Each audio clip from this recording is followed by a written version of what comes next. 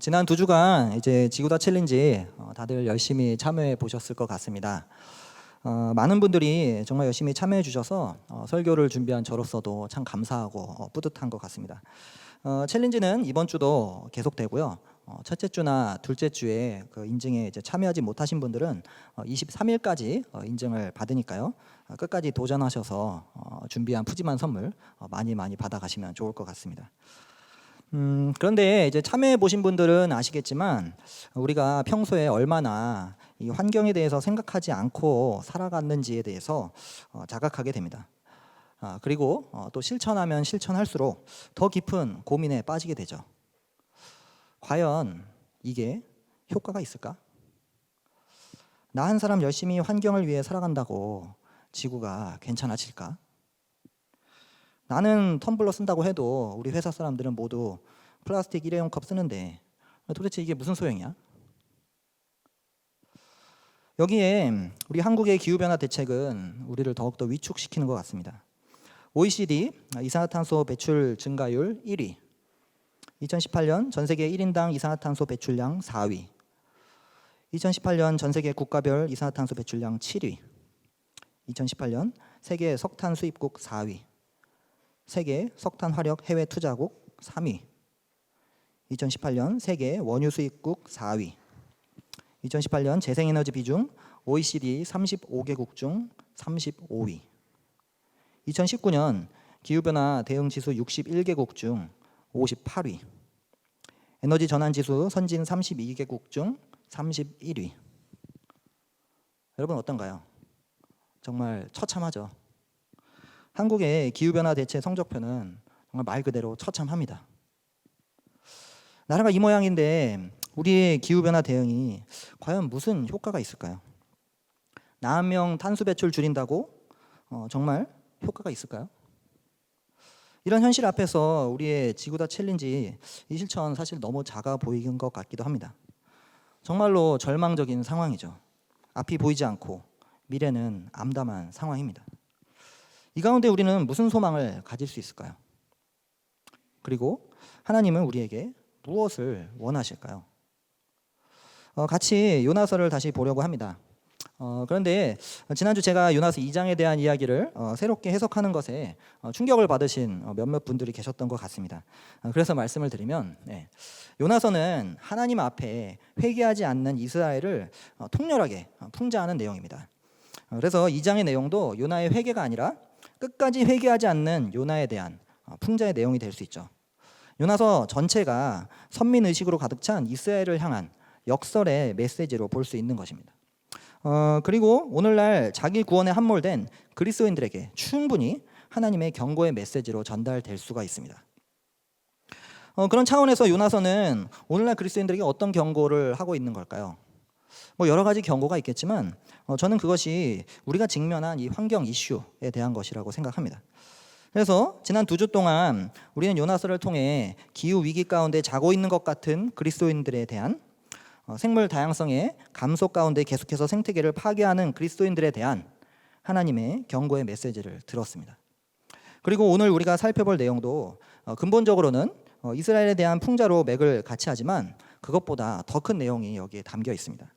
함께 요나서 3장 3절에서 9절을 읽어 보시도록 하죠. 같이 읽겠습니다. 요나는 주님께서 말씀하신 대로 곧 길을 떠나 니느웨로 갔다. 니느웨는 둘러보는 데만 40일이나 되는 아주 큰 성읍이다. 그 성읍으로 가서 하루길을 걸으며 큰 소리로 외쳤다. 40일만 지나면 니느웨가 무너진다. 그러자 니느웨 백성들은 하나님의 말씀을 믿고 금식을 선포하고 그들 가운데 가장 높은 사람으로부터 가장 낮은 사람에 이르기까지 모두 굵은 베옷을 입었다. 이 소문이 니느웨 왕에게 전해지니 그도 임금의 자리에서 일어나 걸치고 있던 임금의 옷을 벗고 굵은 베옷을 입고 잿더미에 앉았다. 왕은 니느웨 백성에게 다음과 같이 선포하여 알렸다. 왕이 대신들과 더불어 내린 칙명을 따라서 사람이든 짐승이든 소떼든 양떼든 입에 아무것도 대서는 안 된다. 무엇을 먹어도 안 되고 물을 마셔도 안 된다. 사람이든 짐승이든 모두 굵은 베옷만 걸치고 하나님께 힘껏 부르짖어라. 자기가 가던 나쁜 길에서 돌이키고 힘이 있다고 휘두르던 폭력을 그쳐라. 하나님께서 마음을 돌리고 노여움을 푸실지 누가 아느냐. 그러면 우리가 멸망하지 않을 수도 있다. 예, 하나님께서는 다시 요나를 부르셔서 니느웨로 가라고 하십니다. 요나는 이번에 부르심을 따라 순종합니다. 드디어 요나가 회개하고 사명을 되찾은 것 같아요. 그런데 3절을 보시면 니느웨는 둘러보는 데만 3일이 걸리는 큰 성읍이라고 언급하고 있습니다.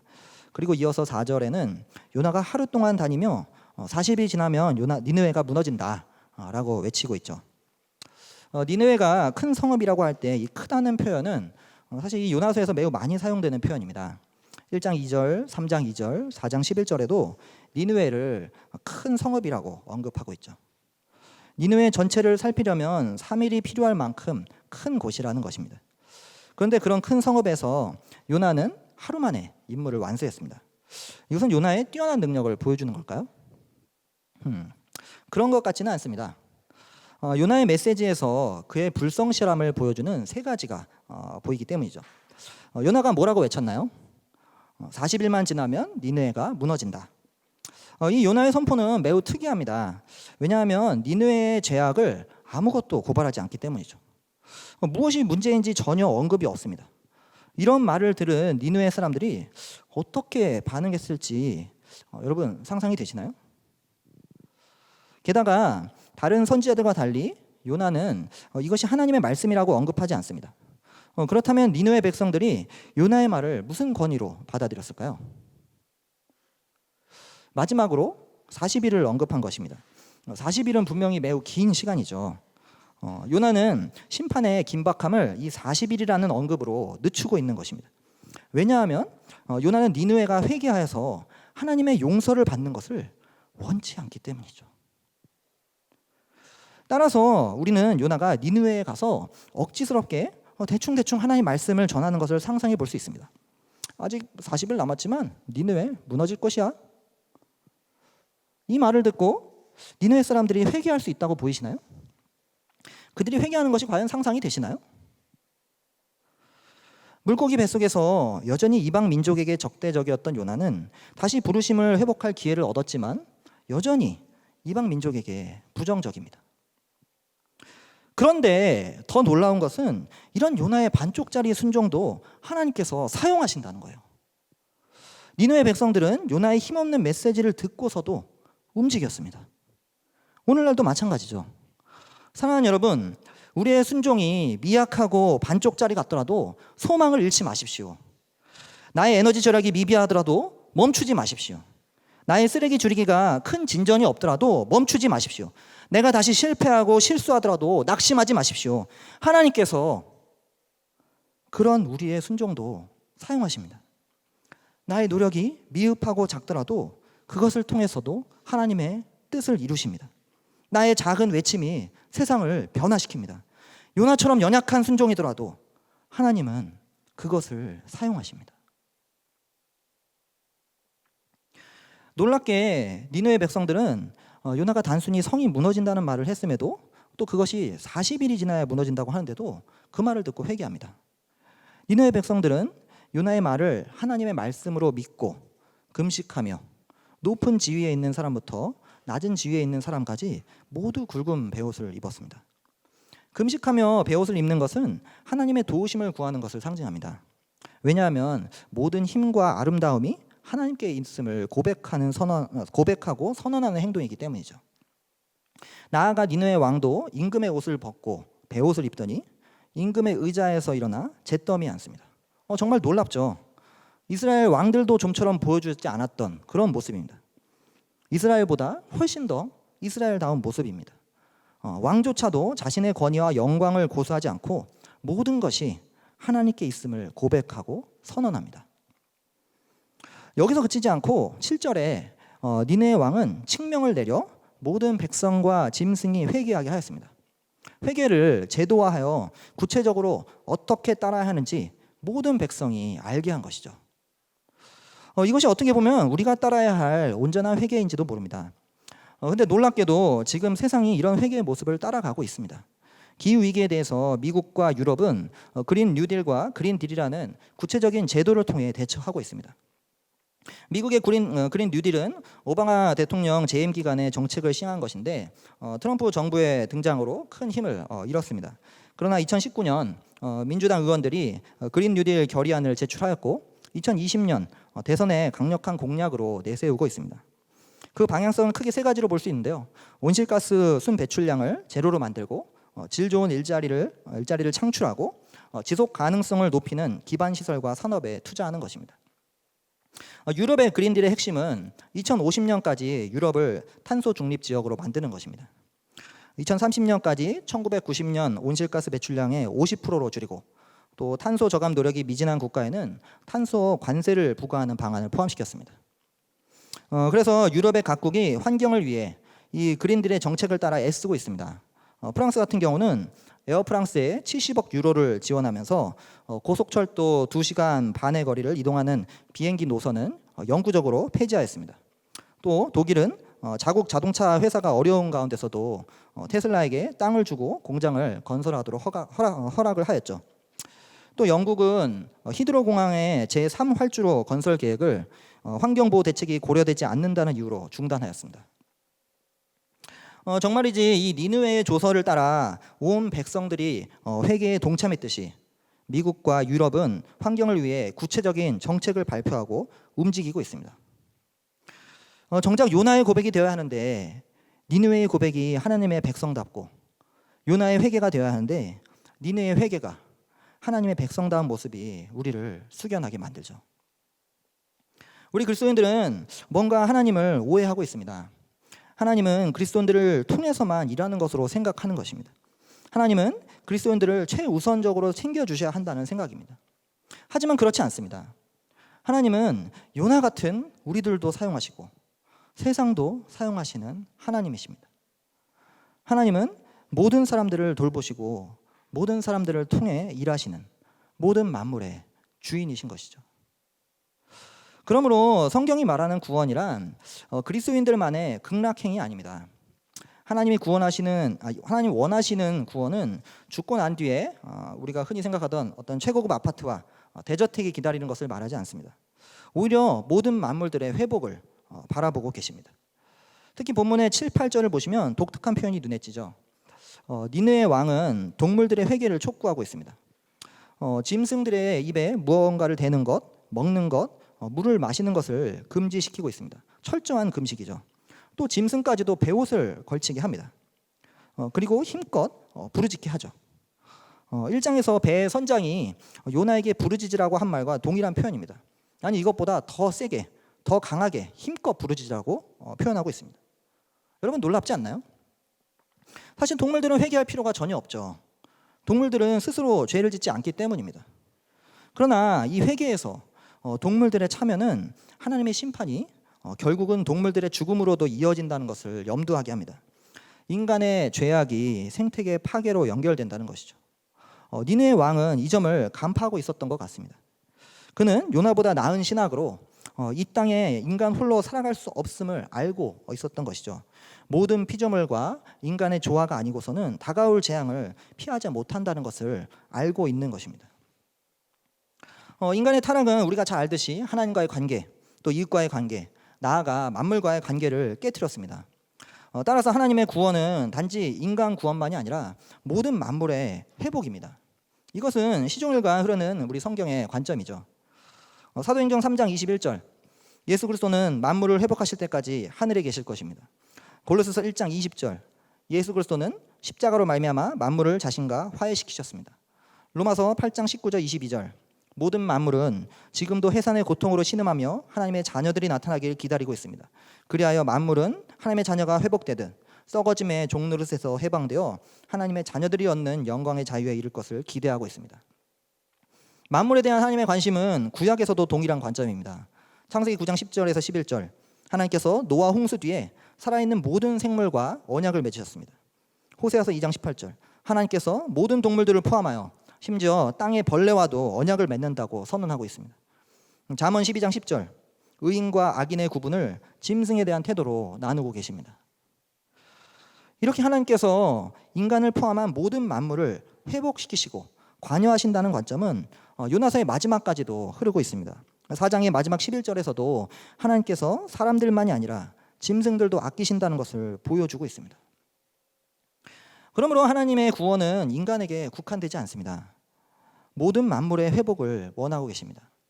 이를 위해 하나님은 요나를 사용하셨습니다. 요나는 비록 억지스럽고 반쪽짜리 순종을 했지만 그럼에도 불구하고 하나님은 요나를 통해 그 뜻을 이루셨습니다.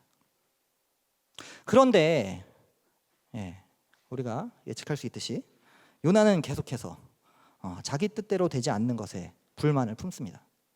정말 질긴 것이죠. 하지만 하나님은 그런 요나를 내버려 두지 않으십니다. 반쪽의 순종에서 온전한 순종으로 나아가도록 계속해서 이끌고 계십니다. 함께 요나서 3장 10절에서 4장 11절 다시 한번 읽어보도록 하겠습니다. 하나님께서 그들이 뉘우치는 것 곧 그들이 저마다 자기가 가던 나쁜 길에서 돌이키는 것을 보시고 뜻을 돌이켜 그들에게 내리시겠다고 말씀하신 재앙을 내리지 않으셨다. 요나는 이 일에 못마땅하여 화가 났다. 그는 주님께 기도하며 아뢰었다. 주님, 내가 고국에 있을 때에 이렇게 될 것이라고 이미 말씀드리지 않았습니까? 내가 서둘러 스페인으로 달아났던 것도 바로 이것 때문입니다. 하나님은 은혜로우시며 자비로우시며 좀처럼 노하지 않으시며 사랑이 한없는 분이셔서 내리시려던 재앙마저 거두실 것임을 내가 알고 있었기 때문에입니다. 주님, 이제는 제발 내 목숨을 나에게서 거두어 주십시오. 이렇게 사느니 차라리 죽는 것이 낫겠습니다. 주님께서는 내가 화를 내는 것이 옳으냐 하고 책망하셨다. 요나는 그 성읍에서 빠져나와 그 성읍 동쪽으로 가서 머물렀다. 그는 거기에다 초막을 짓고 그 그늘 아래에 앉았다. 그 성읍이 어찌 되는가를 볼 셈이었다. 주 하나님이 박넝쿨을 마련하셨다. 주님께서는 그것이 자라올라 요나의 머리 위에 그늘이 지게 하여 그를 편안하게 해주셨다. 때문에 요나는 기분이 무척 좋았다. 그러나 다음 날 동이틀 무렵 하나님이 벌레를 한 마리 마련하셨는데 그것이 박넝쿨을 쏘아버리니 그 식물이 시들고 말았다. 해가 뜨자 하나님이 찌는 듯이 뜨거운 동풍을 마련하셨다. 햇볕이 요나의 머리 위로 내리치니 그는 기력을 잃고 죽기를 자청하면서 말하였다. 이렇게 사느니 차라리 죽는 것이 더 낫겠습니다. 하나님이 요나에게 말씀하셨다. 박넝쿨이 죽었다고 내가 이렇게 화를 내는 것이 옳으냐? 요나가 대답하였다. 옳다뿐이겠습니까? 저는 화가 나서 죽겠습니다. 주님께서 말씀하셨다.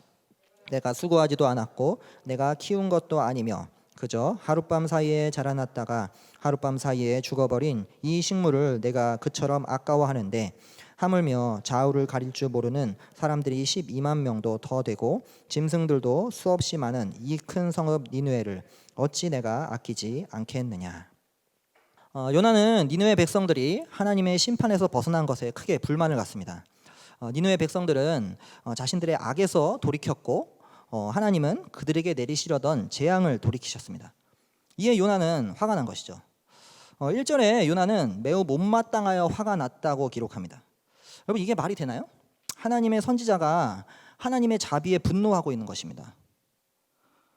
그런데 지금 이 요나서에서 1장의 니느웨의 악, 또 바다의 재앙, 3장의 니느웨의 나쁜 길, 하나님의 재앙, 또 4장의 요나의 못마땅함은 모두 동일한 히브리어 단어를 사용하고 있습니다. 악이나 재앙을 의미하는 동일한 히브리어 단어를 사용하고 있죠. 여기서 우리는 아이러니를 보게 됩니다. 니느웨 사람들은 자신들의 악 때문에 하나님의 재앙이 예고되어 있었습니다. 그런데 회개함으로 하나님께서 그 재앙을 내리지 않으셨습니다. 반면 요나는 니느웨에 임한 구원을 보고 스스로 악을 표출하고 있습니다. 여태껏 벳사람들도 니느웨 사람들도 하나님의 재앙에 겸손히 반응하며 하나님을 의지했지만 정작 하나님의 사람 요나는 하나님의 재앙이 멈추자 오히려 자신이 악을 쏟아내고 있는 것입니다. 니느웨에 하나님의 나라가 임했는데 기뻐하기는커녕 불평과 불만이 가득하여 화를 내고 있는 이 요나는 어쩌면 우리의 모습입니다. 하나님의 자비하심에 기뻐하지 않고 분을 내는 이 요나의 모습은 뒤집어서 생각해 보면 정작 악에 분노해야 할 그리스도인들이 악에는 침묵하고 동조하며 엉뚱한 것에 화를 내는 것과 다르지 않는 것이죠. 악한 것에 대해 화를 내고 분노하는 것은 그리스도인의 마땅한 반응입니다. 그런데 그리스도인들이 엉뚱한 것에 분노하고 화를 내며 정작 분노하고 화를 내야 하는 그때에는 입을 다물고 있는 것이죠. 마찬가지로 지금 이 기후위기로 인한 악은 너무나 거대합니다. 그런데 정작 분노해야 할 그리스도인들은 입을 다물고 있습니다. 그 악이 너무 거대한데도 그리스도인들은 침묵을 일삼고 있습니다. 오히려 상황이 자기 마음에 들지 않는다는 이유로 하나님께 불만과 분노를 퍼붓고 있는 것이죠. 이 기후위기 가운데 우리나라 같이 그래도 발전된 국가는 어느 정도 대처할 수 있습니다. 비록 이번 홍수로 뚝이 터지고 또 사상자가 발생하고 많은 이재민이 발생했지만 그나마 이 정도로 피해가 멈출 수 있는 것은 그래도 우리나라가 대처할 만한 능력이 있기 때문이죠.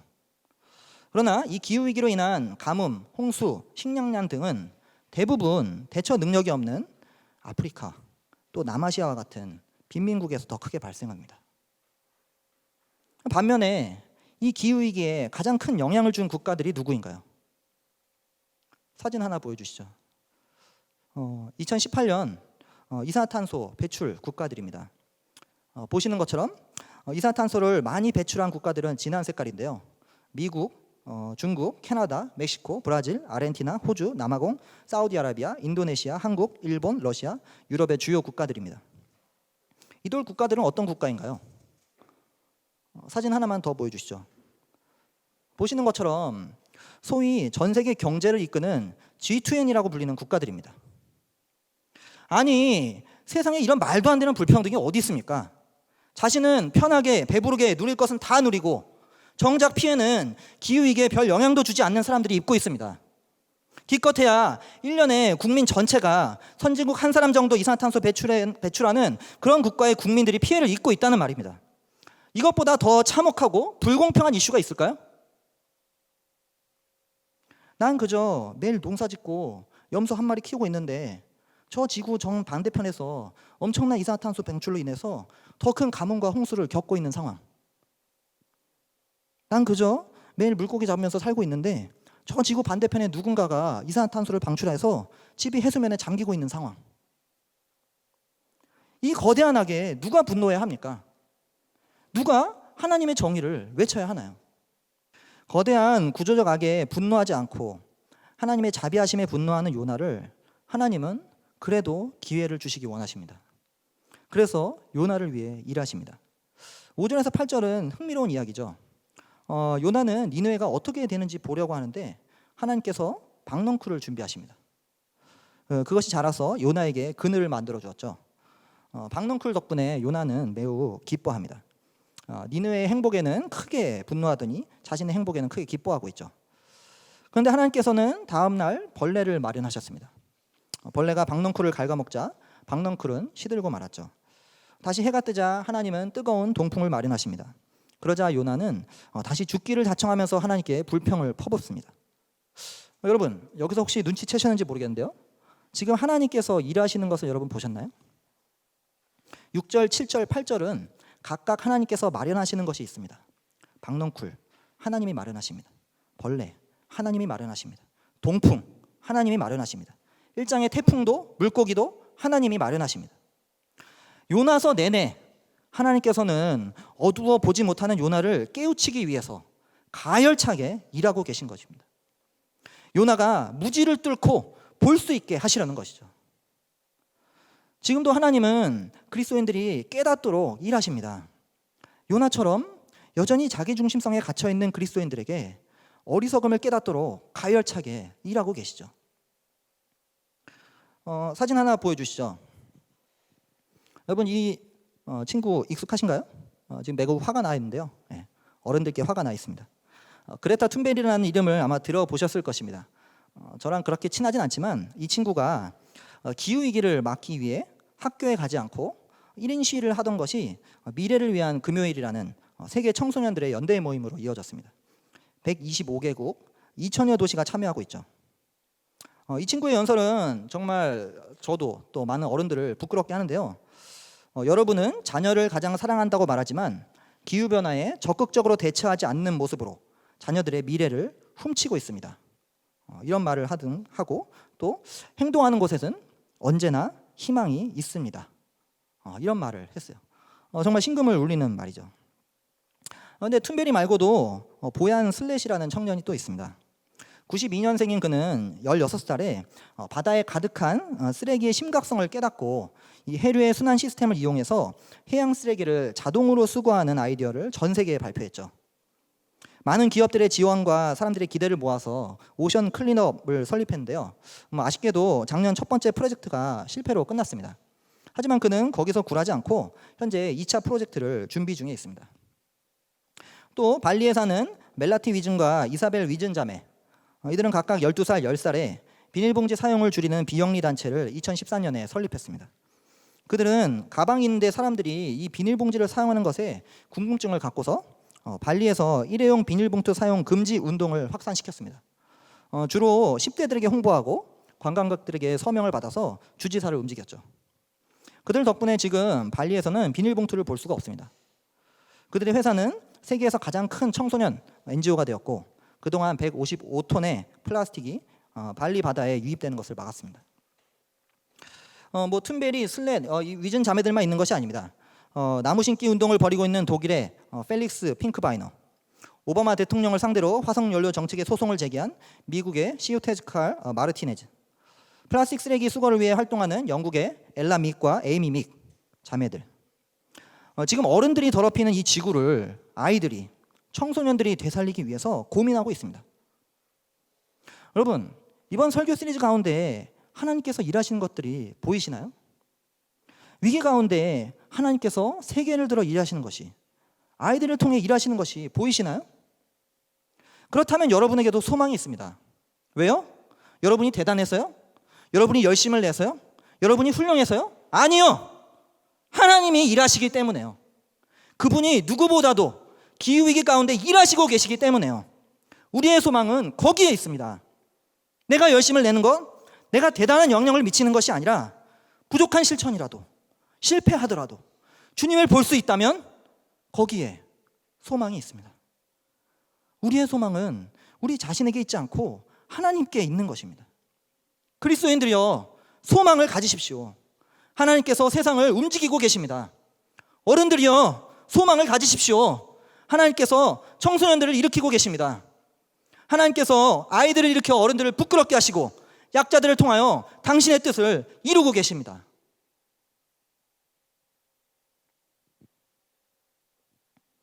그런데 오늘도 세상을 위해 가열차게 일하시는 이 하나님을 보지 못하고 불평을 퍼붓는 그리스도인들처럼 하나님의 일하심을 전혀 모르는 요나에게 하나님께서는 계속해서 말씀하고 계십니다. 요나는 다시 죽음을 운운하면서 불평을 퍼붓고 있습니다. 그러자 하나님께서는 요나를 부르셨던 그 음성으로 다시 말씀하십니다. 어떤 비난이나 조롱이나 평가가 아니었습니다. 그저 요나가 경험한 것을 되새기는 것이었습니다. 요나가 수고하지 않고 키우지 않은 그 박넝쿨이 하룻밤 사이에 죽었을 때 요나는 아까워하였습니다. 그렇다면 큰 성읍 니느웨에 좌우를 가릴 줄 모르는 12만 명의 사람들과 많은 가축들을 하나님께서 아까워하시는 것이 당연한 게 아닐까요? 요나는 거기에 어떤 대답을 해야 할까요? 하나님께서는 지금 요나에게 기대를 걸고 계십니다. 왜냐하면 요나가 생명을 아까워하는 것을 보셨기 때문입니다. 요나서 내내 뱃사람들을 무시하고 니느웨 백성들을 무시하고 급기야는 자기 생명조차도 가볍게 여기던 요나가 드디어 딱 한 번 자기 외의 생명을 존중하였습니다. 계속해서 자기에게만 몰두하던 요나가 처음으로 자기 중심성을 벗어난 것이에요.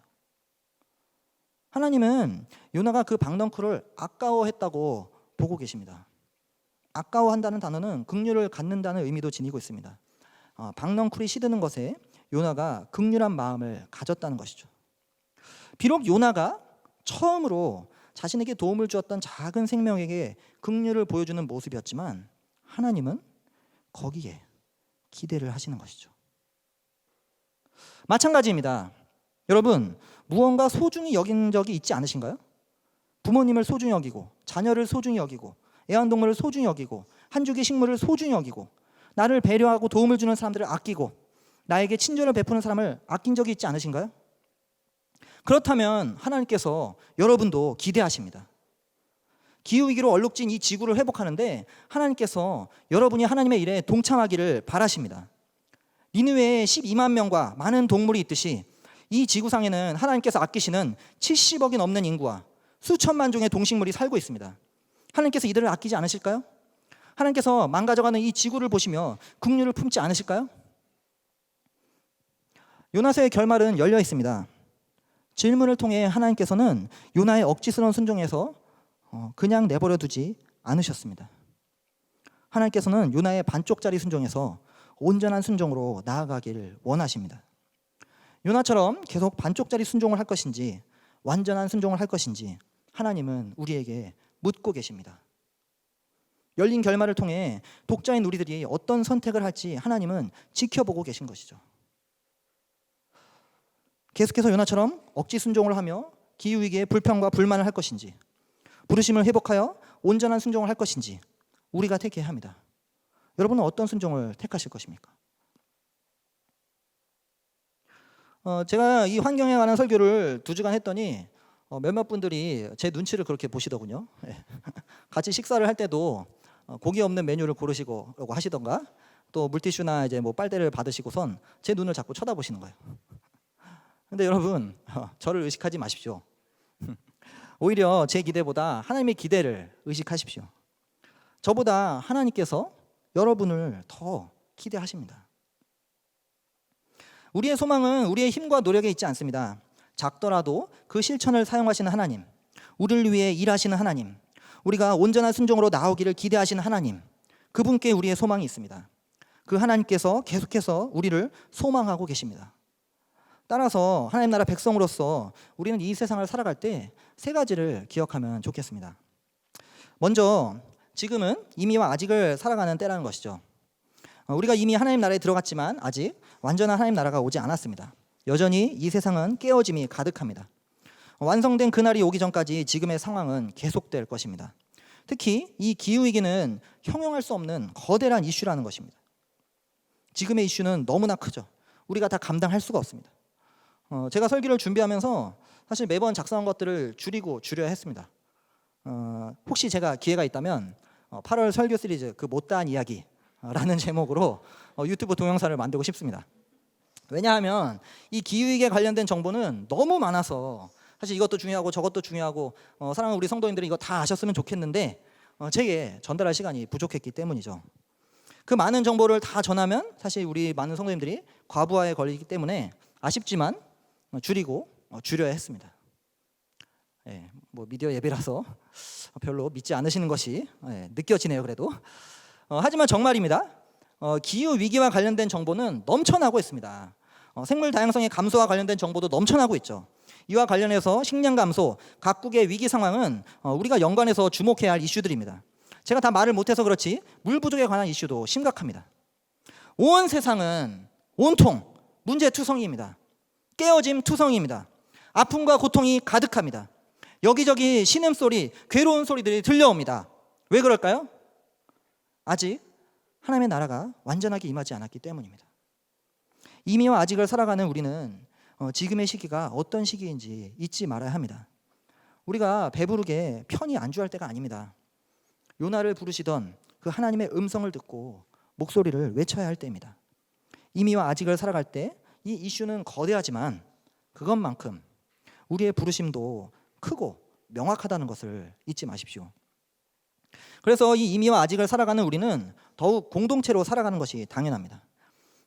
현재 이슈는 거대하지만 하나님께서는 우리를 공동체로 부르셨습니다. 공동체로 이 변혁적 삶을 살아가며 새로운 문화를 형성하도록 부르셨죠. 우리 개인에게는 소망이 없지만 하나님은 우리를 공동체로 살아가게 하셔서 소망을 두십니다. 여러분 혹시 폭염사회라는 책을 읽어보셨는데요. 1995년 7월 미국 시카고에 유례 없는 폭염이 찾아왔습니다. 섭씨 41도였고 체감온도는 48도였습니다. 그래서 7월 한 달간 700명이 사망하는 그런 사건이 벌어졌죠. 미국 전체에서 13년 동안 열사병으로 사망한 사람들의 약 13%에 해당하는 사람들이 무려 한 달 만에 폭염으로 사망한 것이었습니다. 이때 많은 사람들은 이것이 자연재해라고 개인이 잘 대처하지 못해서 이건 어쩔 수 없는 일이라고 그렇게 보았습니다. 하지만 사회학자였던 에릭 클라이넨버그는 사회학적 관점으로 이 사람들의 사망 원인을 다각도로 분석했습니다. 그래서 그는 공동체적으로 도움을 요청할 수 없고 주변 사람들과 연대할 수 없는 이 사회적 고립 계층의 노인들, 아프리카계 미국인들이 더 높은 비율로 사망한 것을 밝혀내었습니다. 그들이 사회 안전망에서 사각지대에 있었기 때문에 다른 집단들보다 사망률이 더 높았던 것이죠. 그래서 시카고시 정부는 이 원인들을 통해서 공동체적으로 약자들과 취약계층을 연결하여서 다시 폭염이 찾아왔을 경우를 대비했습니다. 그래서 1999년 비슷한 폭염이 찾아왔는데요. 사망자 숫자는 110명에 그치게 되었습니다. 폭염이라는 재앙을 개인의 책임으로 돌리지 않고 공동체적으로 원인을 찾고 대응책을 마련하자 정말 큰 효과가 있었던 것이죠. 지금도 마찬가지입니다. 이 코로나와 같은 재난도 공동체로 대응해야 우리가 이겨낼 수 있습니다. 기후위기도 마찬가지죠. 거대한 이슈지만 우리가 공동체로 대응하고 준비할 때 감당할 수가 있는 것입니다. 공동체 안에서 서로를 격려하고 새로운 문화를 함께 만들어가며 또 이 정부와 사회에 건강한 제안을 요구하는 것이 중요합니다. 두 번째는 우리가 바라는 끝이 무엇인지 기억하는 것입니다. 우리의 소망이 헛되지 않으려면 끝을 기억하며 사는 것이 필요합니다. 우리의 끝은 무엇인가요? 죽고 나면 가는 천국인가요? 그리스도인들의 무릉도원인가요? 우리의 끝은 하나님과의 관계가 회복되어 모든 이웃과 생태계와 평화의 관계를 이루는 것입니다. 만물로부터의 구원이 아니라 만물과 함께 구원을 받는 것이죠. 그것을 바란다면 우리는 지금 이 땅에서 그것을 추구하며 살아가지 않을 수가 없습니다. 올해 환경재단에서 환경영화제를 했었는데요. 이때 2040이라는 영화가 있었습니다. 주인공이 4살 된 딸에게 지금의 기후위기 속에서 인류가 할 수 있는 최고의 해결책들을 실행하면 2040년에는 어떤 세상이 될지 상상하면서 편지하는 내용이에요. 여러분, 정말 우리가 할 수 있는 최선을 다한다면 2040년에는 어떤 세상이 될까요? 제가 이 영화에서 인상 깊었던 것은 주인공이 나무를 심는다는 것입니다. 기후위기 속에서 인류가 할 수 있는 최고의 해결책이 고작 나무를 심는 거라고요? 맞습니다. 나무를 심는 것은 미래에 대한 엄청난 투자입니다. 참나무 한 그루는 500가지 종류의 생물들을 품을 수가 있습니다. 한 그루의 나무가 8시간 광합성을 하면 연간 2.5톤의 이산화탄소를 흡수하고 1.8톤의 산소를 방출하는데 성인 7명의 연간 피로 산소량과 비슷하다고 합니다. 따라서 우리는 나무를 심는 것과 같은 태도로 오늘을 살아내야 합니다. 당장의 기후변화와 적응에만 급급할 것이 아니라 우리가 바라는 미래를 오늘 살아내려고 하는 것이 마땅한 것이죠. 성경이 말하는 마지막은 우리가 이 땅을 버리고 떠나는 것이 아니라 우리의 변혁하는 삶이 미래로 연결되는 것입니다. 우리의 부활은 그것을 소망하는 것이죠. 또 우리의 영생도 마지막 때에 하나님과의 관계 속에서 살아갈 그 삶을 지금 살아내는 것입니다. 그것을 바란다면 오늘 그렇게 사는 것이 우리의 부르심인 것이죠. 마지막으로 우리의 출발을 기억하는 것입니다. 지금 사회적으로 지속 가능성, 회복 탄력성 이런 말들을 종종 사용하고 있는데요. 유엔의 지속 가능 발전 목표 덕분에 세계 각국이 지속 가능한 발전, 지속 가능한 생산, 지속 가능한 소비 이런 것들을 논하고 있습니다. 세계는 지금 지속 가능성에 매진하고 있는 것이죠. 그러나 예수 그리스도가 빠지면 사실 지속 가능성은 없습니다. 자기중심성이 시퍼렇게 살아있는 한 규율과 법으로 일시적인 지속 가능한 모습은 꾸밀 수 있지만 환경을 보호하고 약자를 위하는 지속 가능이란 꿈 같은 이야기죠. 왜냐하면 그리스도가 모든 환경의 주인이시고 그분으로 모든 환경이 말미암았기 때문입니다. 그 그리스도가 빠진다면 다시 인간이 주인되어 환경을 착취하고 파괴하고 약자를 무시하고 배제하게 될 것은 뻔한 일입니다. 우리가 오늘 소망을 잃지 않고 생태계를 돌보며 살아갈 이 지속적인 힘은 그리스도에게서 옵니다. 현재 이슈는 거대하지만 우리가 바라는 끝은 사랑과 정의가 가득한 하나님의 다스림입니다. 그렇다면 우리는 어디에서 시작해야 할까요? 그리스도입니다. 하나님의 다스림을 이 땅 가운데 드러내신 그리스도의 사랑에서 시작해야 합니다. 우리가 소망 가운데 살 수 있는 힘은 지속적으로 생태계와 조화되는 삶을 살 수 있는 힘은 그리스도의 사랑에서 비롯되는 것입니다. 회복 탄력성도 마찬가지죠.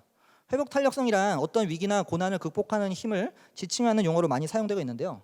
그리스도인들의 회복 탄력성은 무엇일까요? 네, 그리스도입니다. 그리스도를 바라보고 묵상하고 예배하는 것입니다. 하나님의 변함없는 사랑이 내게 흐를 때 어떤 고난과 역경 속에서도 그리스도인들은 다시 일어설 수 있습니다. 여러분, 요나가 박넝쿨 밑에서 주님의 사랑을 느꼈다면, 주님의 은혜를 기억했다면, 주님의 일하심을 보았다면 어떤 결과를 맞이했을까요? 내가 어디에서 구원받았는지 그것을 되새기십시오. 자격 없는 나에게, 가당치 않은 나에게, 감히 하나님의 자녀라고 불릴 수 없었던 나에게 하나님의 베푸신 은혜를 기억하십시오. 그리스도의 사랑을 기억하십시오. 거기서 오늘을 살아갈 힘을 얻습니다. 이번 설교 시리즈에서 들었던 많은 적용들을 실천하시다가 다시 예전으로 돌아가시거나 혹은 실패하셔도 다시 일어날 힘은 그리스도의 사랑에서 비롯됩니다. 제가 3주간의 설교를 준비하면서 사실 너무 괴로웠습니다. 여태껏 돌아봤던 수많은 사회, 정치, 문화, 인권, 교육, 성 등 이런 다양한 이슈 중에서도 이 환경에 대한 이슈는 너무나도 거대하고 중요한 반면 그 앞에 저는 너무 초라했기 때문이죠. 또 무엇을 말한다고 당장 뭐가 바뀔 것이 없을 것 같아서 너무나 두려웠습니다. 설교 중에 때로는 가슴이 먹먹하고 답답하고 또 너무 슬퍼서 제가 카페나 책상 앞에서 눈물을 훔친 적이 한두 번이 아닙니다. 그러나 이번 이 지구다 챌린지에 동참하시는 많은 가족들을 바라보면서 소망이 생겼습니다. 저 혼자는 지극히 작은 실천이고 그것도 번번이 실패하지만 더불어 함께 공동체를 바라보면서 소망이 생겼습니다. 맞습니다. 이미와 아직 사이에서 보이지 않는 하나님을 살아내야 하는 우리에게 소망은 그리스도와 그리스도의 공동체에 있습니다. 넘어져도 다시 일어날 용기와 더 힘껏 선한 싸움을 싸울 수 있는 힘도 그리스도와 그리스도의 공동체에 있습니다. 그 완벽한 해방의 날이 너무 멀리 있는 것 같아 지칠 때에도 지금 내 삶을 성령님께 의지할 수 있는 것은 그렇게 함께 살아내고 있는 공동체가 있기 때문입니다. 우리는 우리를 위해 죽기까지 사랑하신 그리스도로 인해 또 그리스도의 공동체와 함께 세상 가운데 선한 일들을, 아름다운 창조 세계를 구하는 일들을 힘껏 해나갈 수 있습니다. 왜냐하면 우리가 그 일들을 위해 지어진 존재이기 때문입니다. 그리고 그것이 바로 세상에 그리스도의 향기를, 그 사랑을 드러내는 일입니다. 그때 오히려 세상이 우리를 보고 궁금증을 가질 것입니다. 그럴 때 여러분의 소망에 관한 이유를 담대하게 말하십시오. 그리스도 때문이라고. 사랑하는 여러분, 우리의 소망은 그리스도입니다. 그분만이 우리가 이 마지막 때를 살아갈 힘이시고 원동력이십니다. 요나여, 깨어나십시오. 요나여, 회개하십시오. 요나여, 소망을 가지십시오. 주님이 우리를 사용하십니다. 주님이 우리를 위해 일하십니다. 주님이 우리를 기대하십니다. 우리 잠시 1분간 오늘 말씀 가운데 하나님께서 내게 주신 말씀을 듣는 시간을 갖도록 하겠습니다.